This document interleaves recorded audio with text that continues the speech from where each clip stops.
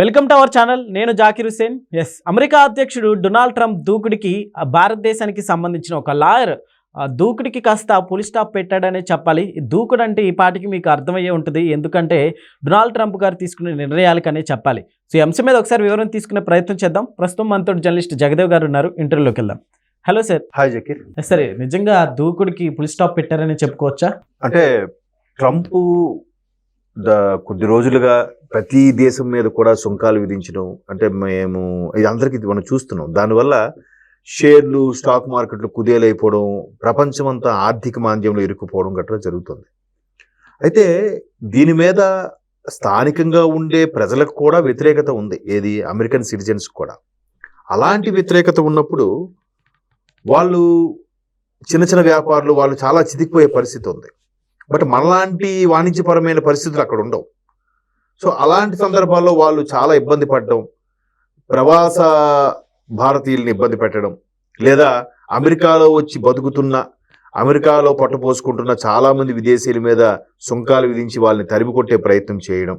అంటే స్థానికత. ఇప్పుడు ఒకప్పుడు మనకి తెలంగాణ ఎలాగైతే ఉద్యమం, ఇప్పుడు అక్కడ అమెరికన్ సిటిజన్స్కే ప్రయారిటీ అన్నట్టుగా ఒక అలాంటి నినాదంతో ఆయన ప్రెసిడెంట్ అయ్యాడు కాబట్టి సో ఆ కాన్సెప్ట్లోనే ముందుకెళ్తున్నాడు. సో ఇలా ముందుకెళ్తున్న నేపథ్యంలో అక్కడున్న చిరు వ్యాపారులు వీళ్ళు ఎవరైతే ఇబ్బంది పడ్డారో వాళ్ళు కేసు వేశారు. ఈయన మాట్లాడితే చైనా మీద 200 అంటాడు, భారత్ మీద 300 అంటాడు, వేరే దేశం మీద ఏదంటాడు, ఇరాన్ మీద యుద్ధం అంటాడు, ప్రతిదీ సుంకాలు విధిస్తున్నాడు. మనతో వాణిజ్యం చేసుకున్న వాళ్ళకి ఇలా సుంకాలు విధిస్తే రేపొద్దున మన అమెరికా దేశ ప్రతిష్ట ఏం కావాలి? తద్వారా ఇలా అందరి మీద సుంకాలు విధించడం వల్ల వాళ్ళతో వ్యాపార సంబంధాలు దెబ్బతింటాయి కదా. దెబ్బతిన్నప్పుడు ఇప్పుడు నేను బియ్యం పండిస్తాను, మీరు పప్పులు ఉప్పులు పండిస్తారు. బియ్యం నేను మీకు ఇవ్వాలి, మీ నుంచి పప్పులు నేను తీసుకోవాలి. ఎంతసేపు నేను బియ్యమే గొప్ప, నేను బియ్యం లేకపోతే ఆవిడ బతకలేదని చెప్పి నేను బియ్యాన్ని నేను అమ్ముతున్నాను కాబట్టి నేను మీ మీద రుబాబు చూపిస్తే మీరు కొన్నాళ్ళకి నాకు పప్పులు అమ్మరుగా. మీరు నిత్యం పప్పులు తిని బతకలేరు, నేను నిత్యం ఉత్త అన్నమే తిని బతకలేనుగా. అన్నంతో పాటు కలుపుకోవడానికో ఏది చేయడానికో పప్పులు ఉప్పులు ఉండాలి కదా. సో వీడు చేసే పని అలా ఉందన్నమాట. నాదే గొప్ప, నేను ఇచ్చిందే అని అనుకుంటే మరి మిగతా దేశాల నుంచి దిగుమతి చేసుకున్న పరిస్థితి ఏంటి? సో ఇలాంటి సందర్భాల్లో కొంతమంది వ్యాపారులు కేసు వేశారు. కేసు వేసినప్పుడు ఎవరిని పెట్టారు? నీల్ కత్యాలని ఒక ప్రవాస భారతీయుని పెట్టారు. ప్రవాస భారతీయ అంటే ఇప్పుడు వాళ్ళ పేరెంట్స్ 60s 70s వెళ్ళి షికాగోలో ఎక్కడో స్థిరపడిన ఫ్యామిలీ అంట. వాళ్ళ సంతతి నీల్ కత్యాల్. ఆయన ఆల్మోస్ట్ జో బైడెన్ టైంలో కూడా దాన్ని ఏమంటారు, అడ్వకేట్ జనరల్ అంటారు కదా, అడ్వకేట్ జనరల్ గా కూడా పనిచేశారంట కొన్నాళ్ళు. సో చాలా మేధావి. ప్రభుత్వానికి యాంటీగా ఎవరు చేయాలన్నా మనకి రామ్ జెఠ్మలానీ ఎలాగో భారతదేశంలో అట్లాంటి పవర్ఫుల్ ఒక లాయర్ అనమాట ఆయన.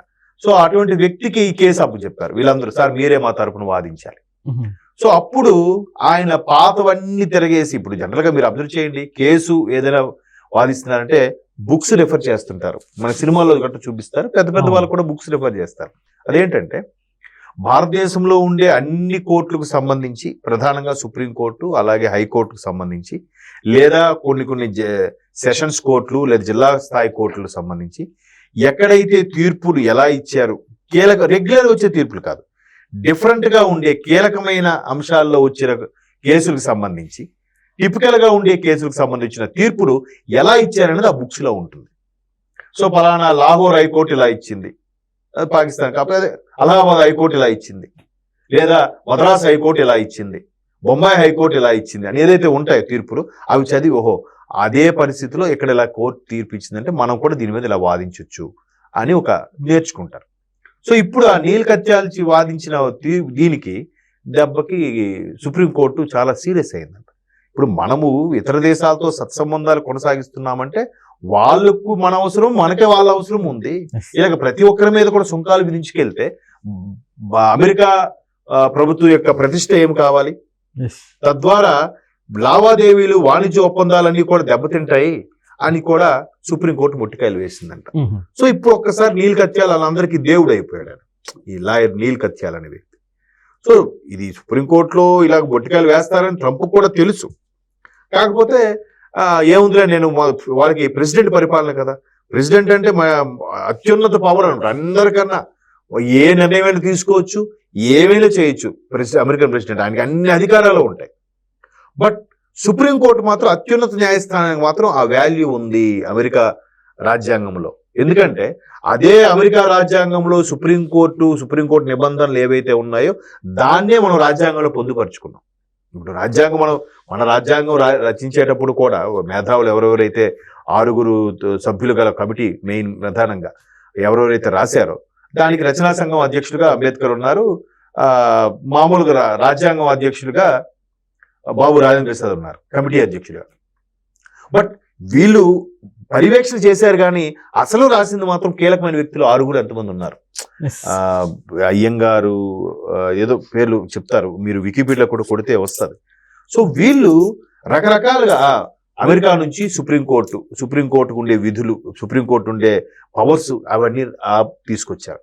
అలాగే ఐరిష్ నుంచి ఒకటి, అలాగే జర్మనీ నుంచి కొన్ని, అలాగే ఫ్రాన్స్ నుంచి కొన్ని, అలాగా రకరకాల దేశాల నుంచి మంచి తీసుకొచ్చి మన రాజ్యాంగాన్ని పొందుపరిచారు. కాబట్టి మన రాజ్యాంగాన్ని అతుకుల బొంత అంటారు జనరల్గా మన తెలుగులో చెప్పాలండి. సో అలాంటి సుప్రీంకోర్టు పవర్స్ ని మనకి తీసుకొచ్చారు కాబట్టి మనకు కూడా సుప్రీంకోర్టు అత్యున్నత న్యాయస్థానానికి ఆ కీలకమైన ఈ పవర్స్ ఉన్నాయి. అందుకే కదా ఫస్ట్ స్టేట్ జ్యుడిషియరీ అని అంటాం మనం. అలాగే అక్కడ కూడా సుప్రీంకోర్టుకి అన్ని పవర్స్ ఉన్నాయి కాబట్టి సుప్రీంకోర్టు మొట్టికాయలు వేసింది. మీరు ఇలా చేయడం వల్ల దేశ ప్రతిష్ట ఏమవ్వాలి, దేశంతో వాణిజ్య ఒప్పందాలు కుదుర్చుకున్న వందలాది వేలాది లక్షలాది మంది ఏమవ్వాలి, ఇది మనకు మనుగడకి వాణిజ్యపరమైన ఇబ్బందులకు దారి తీస్తుంది. కాబట్టి ఇది వెంటనే సుంకాలు మానుకోమని చెప్పింది.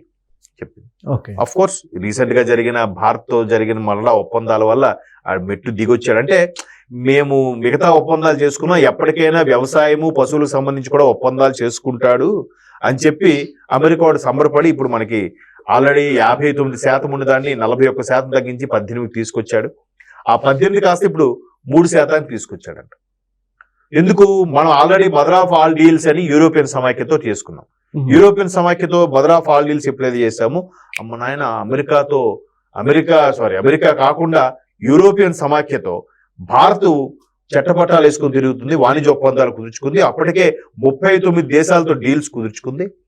మనకి ఇంకా భారత్, ఎందుకంటే భారత్ అత్యంత జనాభా గల దేశం, అత్యంత యువత గల దేశం. ఇక్కడ 5% షేరింగ్ వచ్చిన మార్కెట్ షేరు ప్రపంచాన్ని ఏలియచ్చు, అంత పెద్ద మార్కెట్ ఉంది భారత్ లో. సో అందుకు వీడు యూరోపియన్ సమాఖ్యతో వెళ్ళిపోతాడనే భయంకి వీడు మెల్లగా మెట్టు దిగి మీరు ఇలా చేయండి అలా చేయండి, మీకు కావాలంటే సుంకాలు తగ్గిస్తా అని చెప్పి రాజీకి వచ్చారు.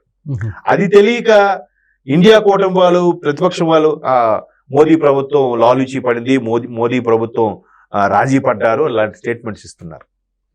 సో మొత్తం మీద సుప్రీంకోర్టు అంటే ట్రంప్కి అన్ని విధాలుగా చెంపదెబ్బ గోడదెబ్బ అన్ని అవుతున్నాయి. ఒకవైపు సర్వేలో చేస్తే ఆయన ఎప్పుడు దిగిపోతాడా అని చూస్తున్నాం అని చెప్పి 55% మంది చూస్తున్నారంట.